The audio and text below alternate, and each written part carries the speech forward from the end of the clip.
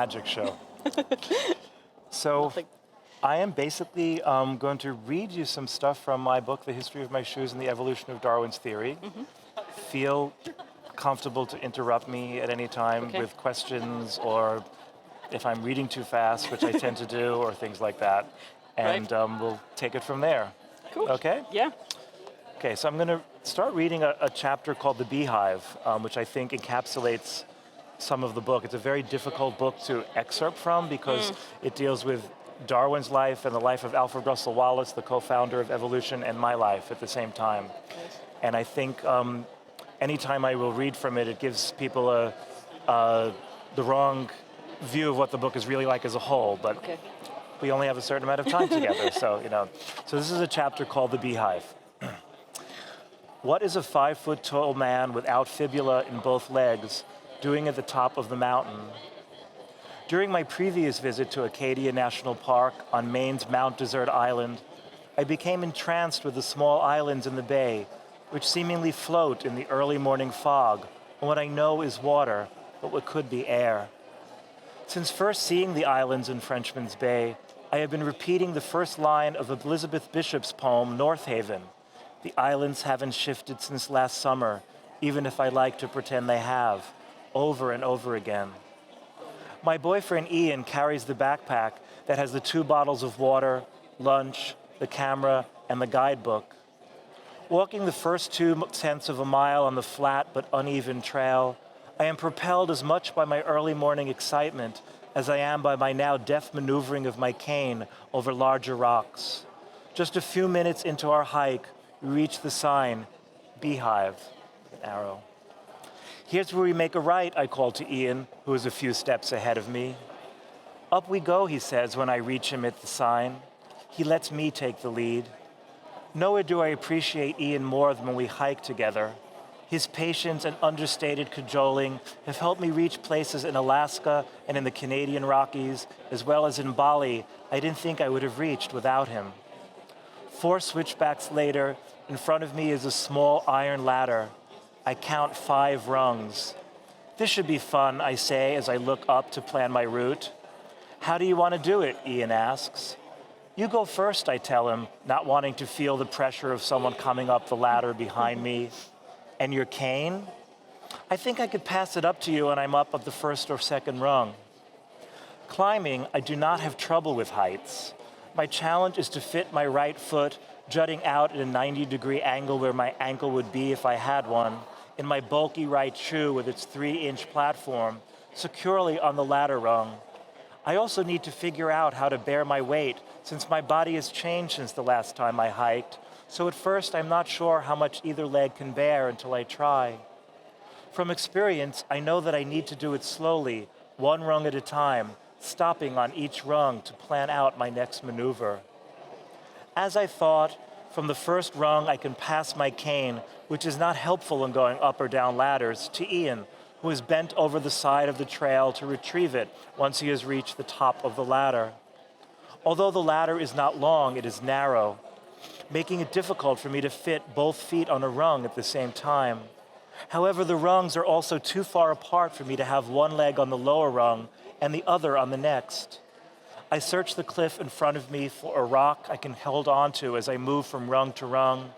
Fortunately, the hard gray granite of Mount Desert Island is suitably sturdy for me to make it up the ladder by stabilizing my body in midair with my arms until I am able to root my foot on the next rung.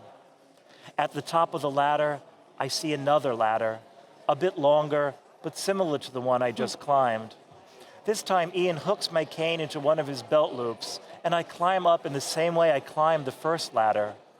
At the top of the second ladder, I dust off my hands. Ready to take on the next challenge, I look up. Ian is staring at me. What's wrong, I ask, thinking I must have dirtied myself from the first climb up the first ladder. Ian turns toward the next ladder, which is more of a cliff with metal handholds than a ladder.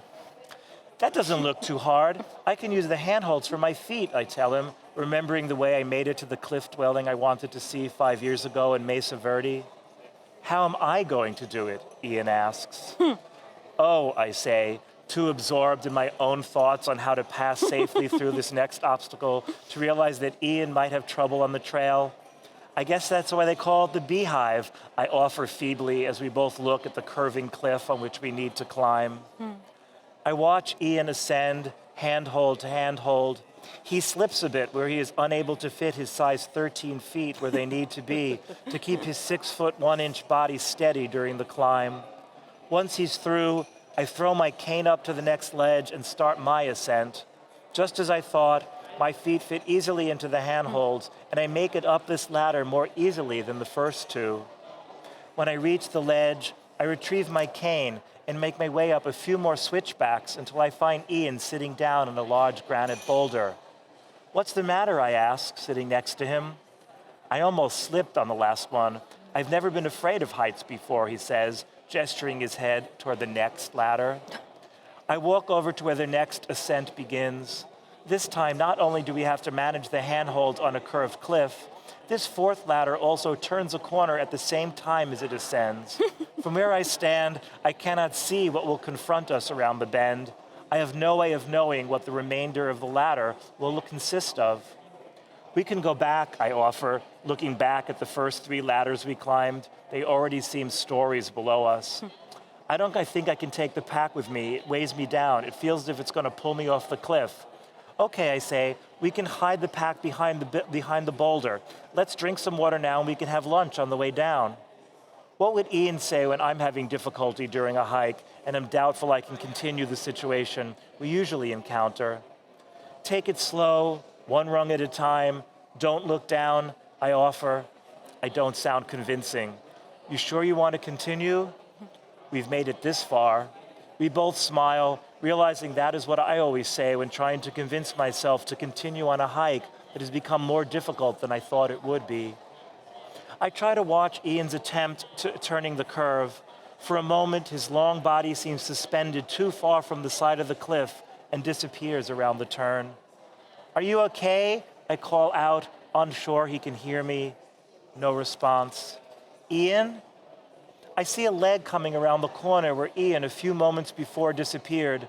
The leg is followed by an unfamiliar body.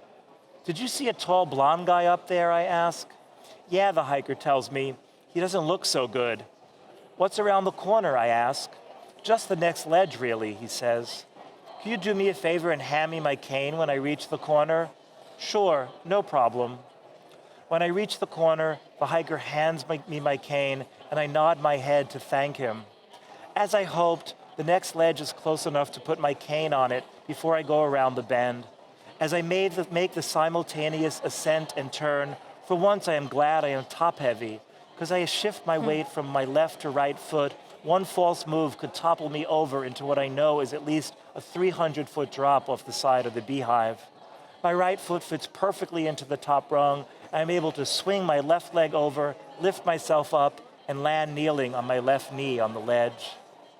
I retrieve my cane and see Ian, head down, leaning against the side of the cliff. All the color has drained from his face. His chest heaves. You made it, I tell him. There's only 1 regular ladder to go. After I make sure he's okay, I continue up the ladder. He follows. At the top, the Porcupine Islands, I count 10 of them, each forested green on top, ringed with gray granite where it meets the sea, float before us in Frenchman's Bay. Drifting in a dreamy sort of way, a little north, a little south, or sidewise, I paraphrase the next lines of Elizabeth Bishop's poem.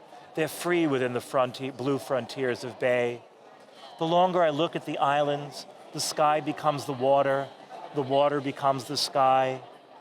Closing my eyes, I watch the islands float before me, and I see Darwin, not long after the Concepcion earthquake of 1835, making his longest expedition across the Andes.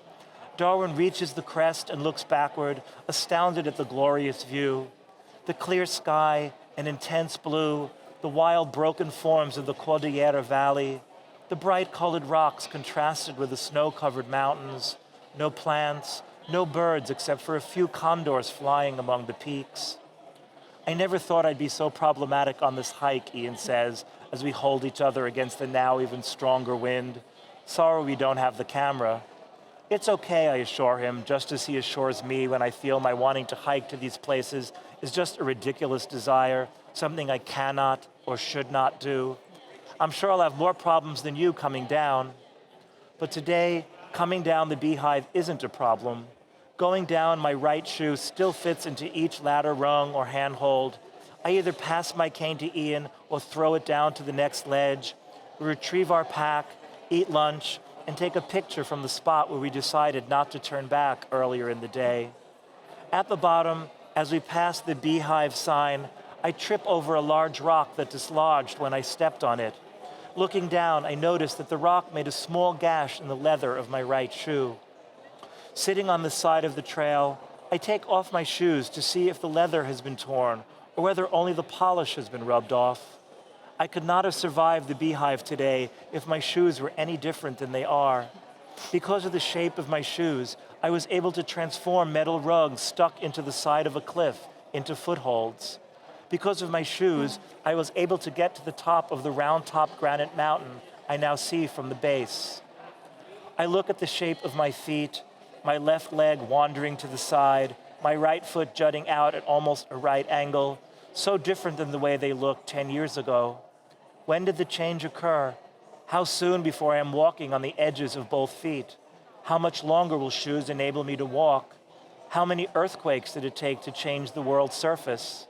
The granite of the Andes, seemingly so stable as the Mount Desert Island granite that enabled me to climb the beehive, had once been as fluid as the blue water, or is it sky of Frenchman's Bay? Beautiful. Thank you. Thank you. So that's my first little thing I'd share with you. Any questions or comments? When was you said it was the first time you'd gone hiking in a since while. Your body had changed. Yeah. And I was wondering what that I'm trying to remember back. It was a while ago. It probably was, I would say, that was, I would say 6 months to a year. Mm-hmm. Something like that. I couldn't do it anymore. I dislocated my right kneecap 5 years ago, so those days are over. Yeah, and how long ago then was this? Oh, God. The book came out in 2007, and I started writing it in 2002. I would say probably around 2000, something like that. The hike was probably about 2000. Yeah, something like that, around 2000. Okay. Yeah, my timing is always so, yeah. It's hard to kind of remember these things, but yeah. But you had done quite a lot of hiking, but it'd been quite a addiction for a while. Sometimes made some mistakes. Sorry? I sometimes make mistakes. I was once hiked up to, I hiked down from, what is it called? Now I can't remember. It's in Yosemite National Park. It's this Glacier Point, this very famous view. Yeah. And it's 12 miles down past down waterfalls, and we started too late and landed up was being dark. There was a phone. We actually found a phone. Territory. We had to call a ranger, and he had to guide us down with But I always use this. This is the piece I usually read when I am asked to read or when I'm on book tour, because it gives a good example. It's so unexpected. You'd think that Ian would have. And Darwin did not term, his phrase was not survival of the fittest.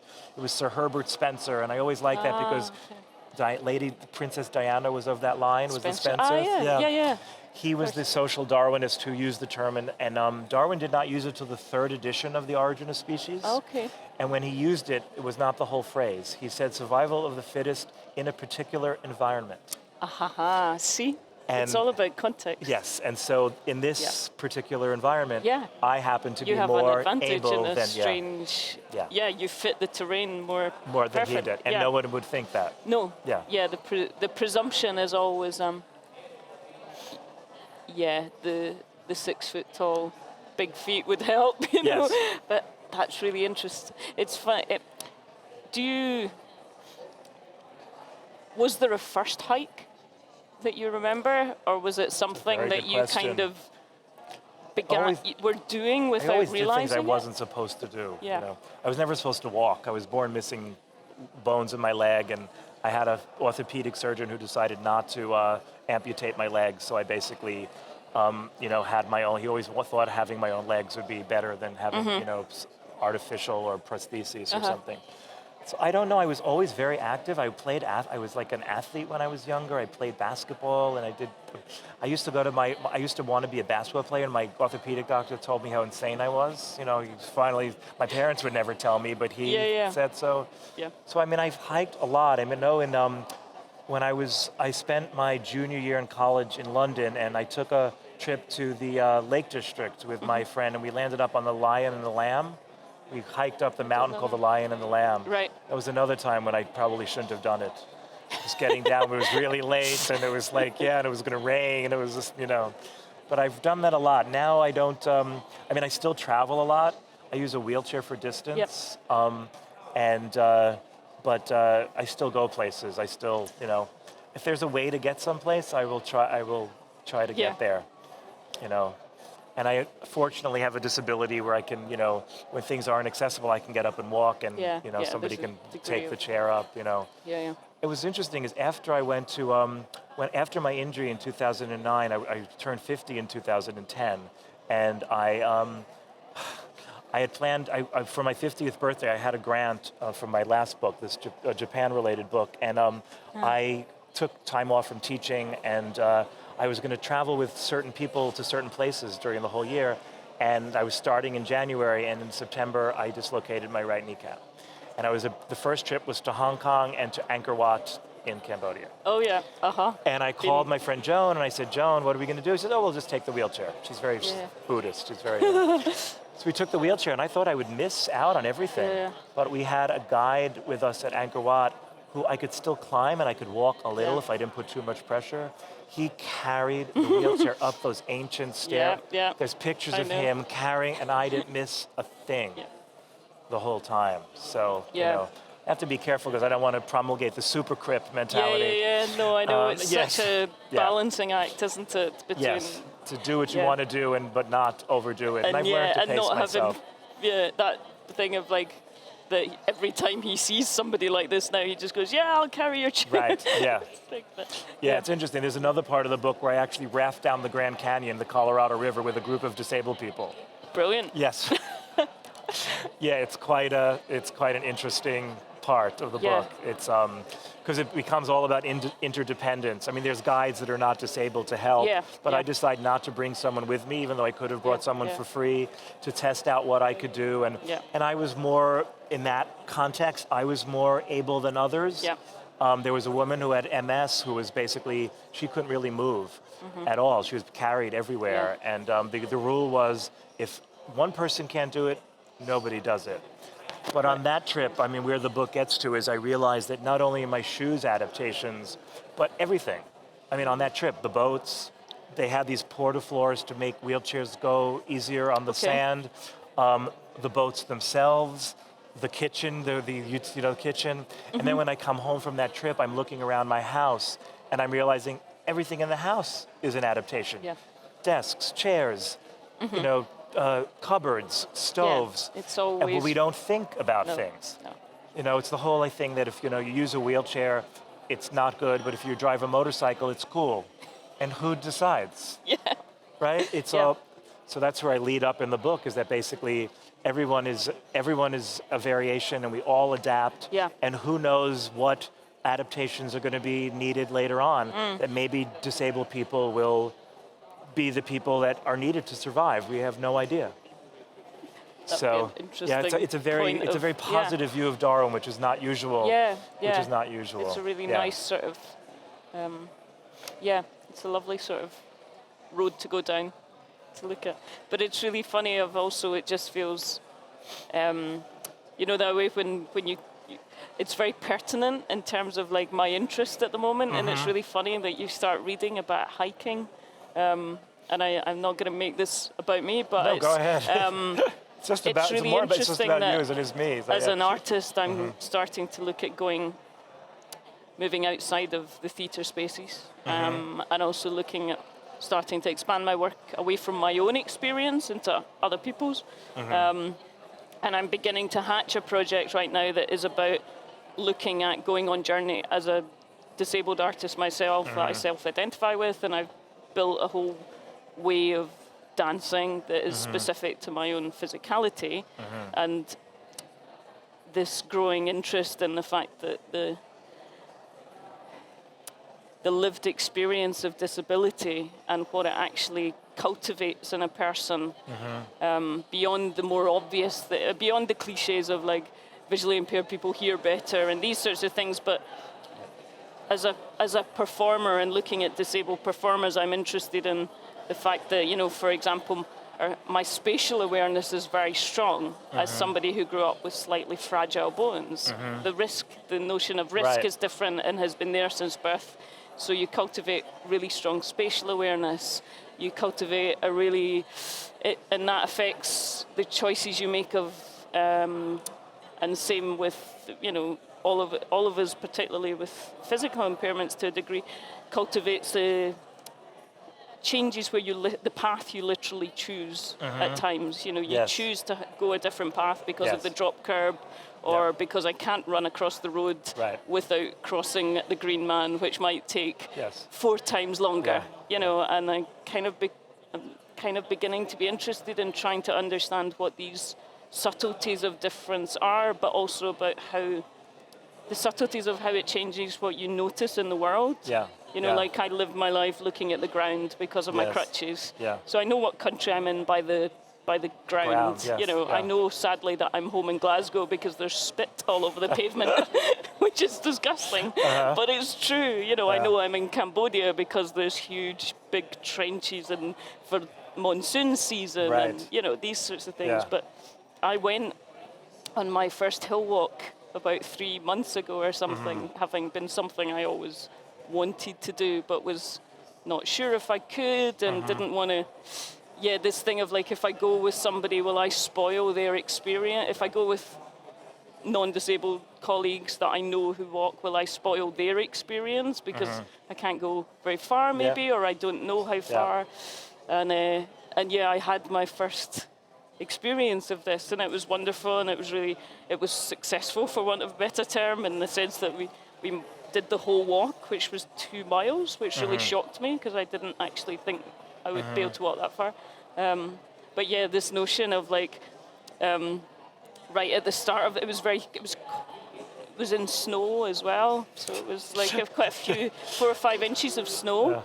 And actually, because I'm walking with crutches, actually, you know, it's like people that have walking poles, you know, actually for, you know, like the stability of going up really steep places for me is a bit more like a goat because I can have 4 legs. And so it became this joke of like, 4 legs good, 2 legs bad, and that I was actually a lot more stable than my colleague at times, you know. But it's just really beautiful, kind of feels like a really beautiful coincidence that you start talking about hiking, this and about the specificity of your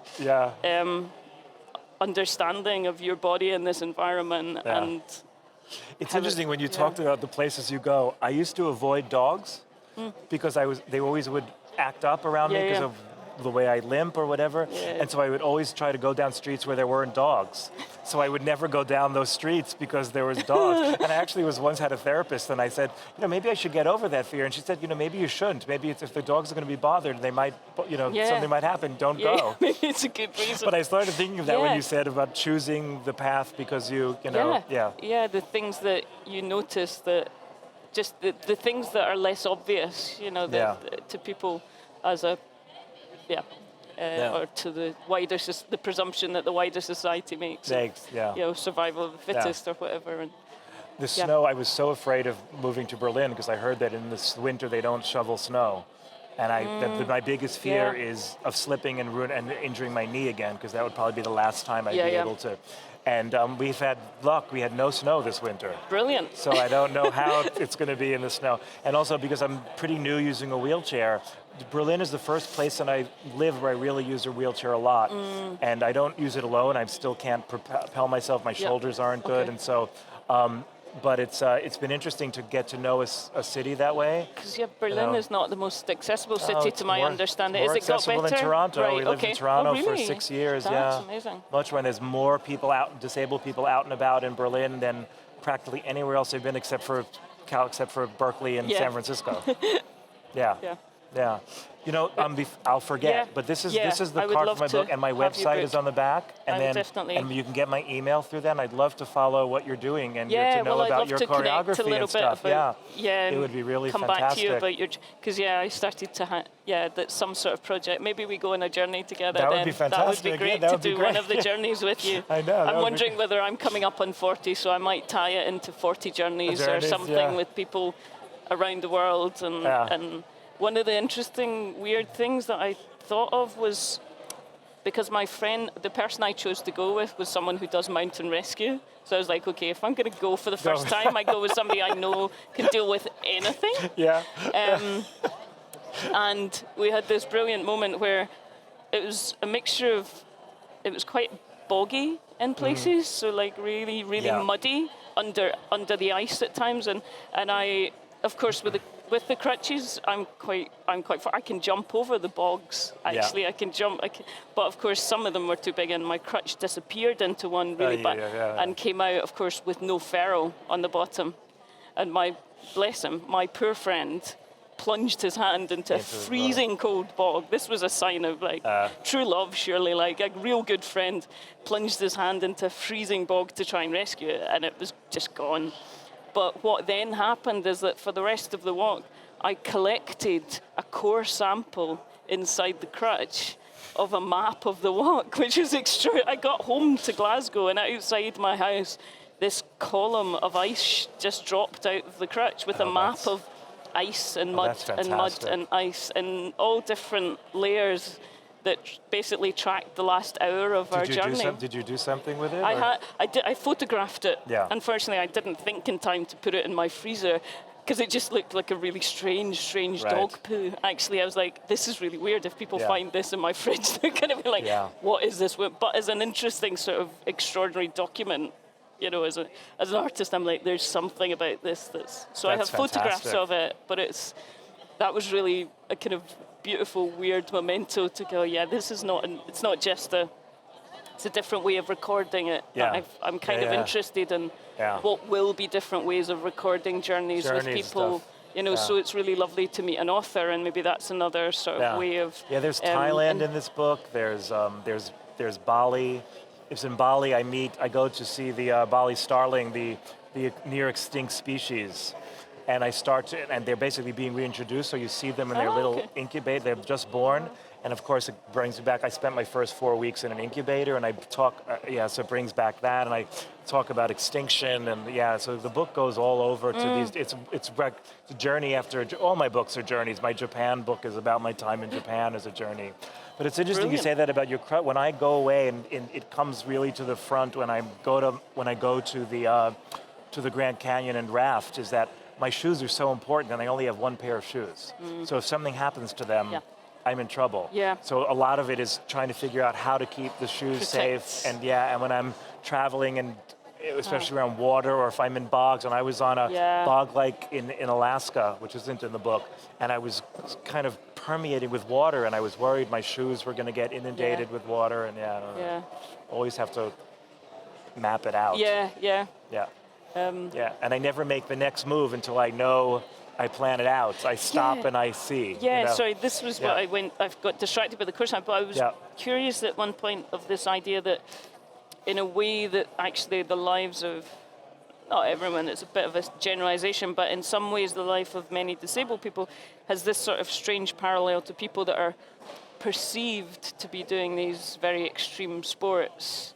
In this sense of like, actually there's this this need to choose your journey quite carefully and often prepare it in advance for many people. A need to kind of know what might happen. Prepare for things that you might do. Do I take extra ferrules every time now? Right. You know, the equipment that you might need, that you prepare, even to go on a more domestic journey. You know, friends that travel across London, just this strange sort of also this, of reading terrain, that you read terrain differently, and, if you use a wheelchair, you're reading the camber of a pavement, and I read the friction of surfaces, and if they're wet or they're dry, and I can tell, immediately.